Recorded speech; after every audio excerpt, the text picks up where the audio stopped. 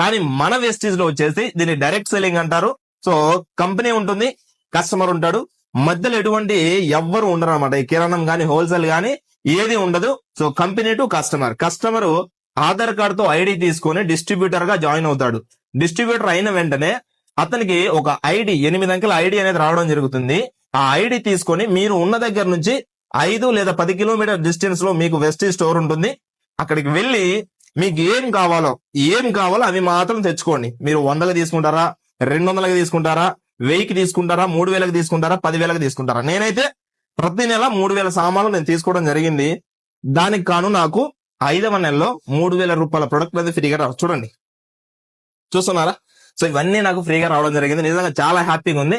Okay, so ఈ 4 నెలలు ఫ్రీగా ఎందుకు ఇస్తున్నారు అంటే, కంపెనీ దగ్గర ఒక ప్రొడక్ట్ అనేది 30 రూపాయలకు తయారవుతుంది. Quality product, grade 1 product.